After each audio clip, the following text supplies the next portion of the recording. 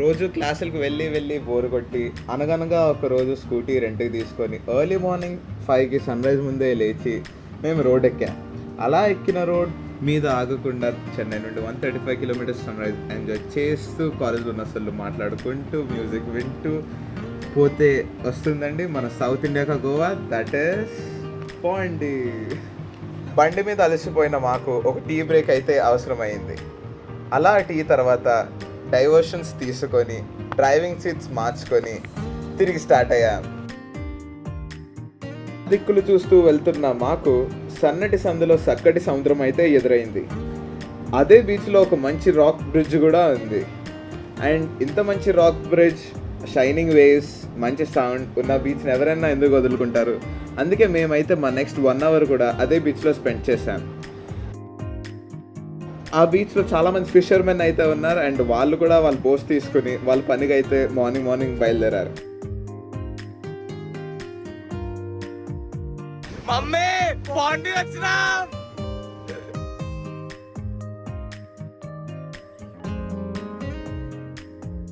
మెరిసే అలలు ఇంకా వేవ్స్ శబ్దం చాలా ప్రశాంతతనైతే కలిగించాయి.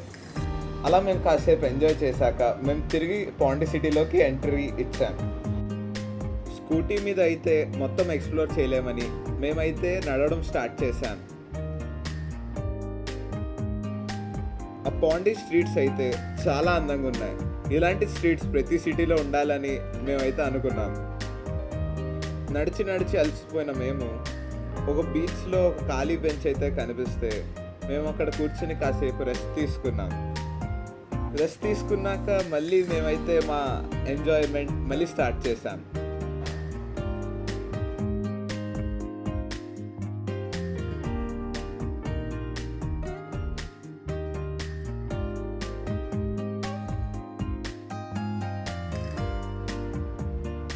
సో మేము నెక్స్ట్ ఒక మంచి యాంటిక్ షాప్కి అయితే వచ్చాం.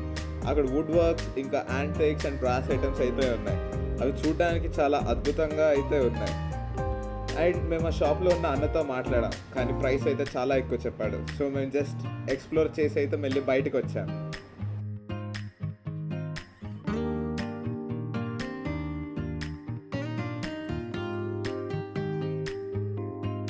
అంత ఎస్థెటిక్గా ఉన్న డోర్స్ దగ్గర ఎవరన్నా ఫొటోస్ దిక్కండి ఎలా ఉంటారు చెప్పండి. అందుకే మేము కూడా ఇలా మల్టిపుల్ ఫొటోస్ అండ్ వీడియోస్ అయితే తీసుకున్నాం. తిరిగి ఇక మేమైతే ఒక రెస్టారెంట్కి అయితే వచ్చాం.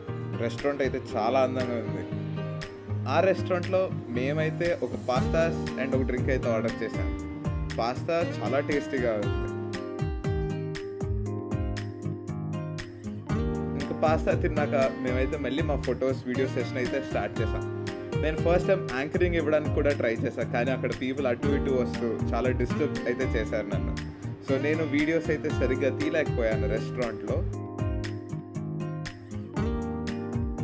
ఫుడ్ తిన్నాక మేము మార్కెట్ ప్లేస్కి అయితే వచ్చాం. ఆ మార్కెట్లో చాలా gift items, souvenirs and stone works అయితే అమ్ముతున్నారు. అన్నిటికంటే అందంగా అయితే స్టోన్ వర్క్సే ఉన్నాయి. ఆ స్టోన్ వర్క్స్లో మేము కూడా చాలా షాపింగ్ అయితే చేసాం. సో షాపింగ్ కంప్లీట్ చేసుకున్న మేము తిరిగి బయలుదేరి మ్యాంగ్రూవ్ ఫాల్స్ దగ్గరికి అయితే వచ్చాం బోటింగ్ చేద్దామని. కానీ అన్ఫార్చునేట్లీ ఆ రోజు బోటింగ్ అయితే క్లోజ్లో ఉంది.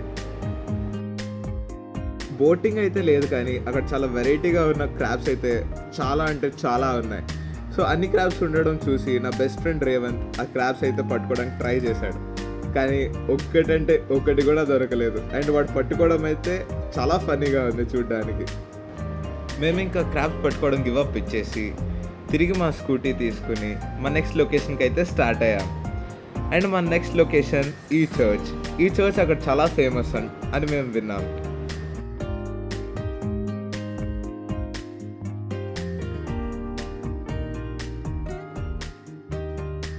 ఆ చర్చ్లో కాసేపు టైం స్పెండ్ చేసి మేము మళ్ళీ మా కాలేజ్ వైపు అయితే స్టార్ట్ అయ్యాం. దట్ ఈస్ 135 కిలోమీటర్స్ బ్యాక్ అనమాట. సో మేము మార్నింగ్ ఎట్లా అయితే సన్ రైజ్ చూస్తూ వెళ్ళామో అట్లానే సన్సెట్ చూస్తూ తిరిగి వచ్చాము. సో తిరిగి వస్తూ మేము మళ్ళీ ఎక్స్చేంజ్ చేసుకుంటూ డ్రైవింగ్ సీట్స్ మార్చుకుంటూ తిరిగి అయితే వచ్చాం. తిరిగి వచ్చేటప్పుడు చాలా ట్రాఫిక్ ఉంది. అండ్ ఇదేనండి మా 1 డే పాండి ట్రిప్. సో మీరు ఎంజాయ్ చేశారని అనుకుంటున్నా. And please like the video and subscribe to my channel. And మనం మళ్ళీ కలుద్దాం. సో అప్పటి వరకు బాయ్.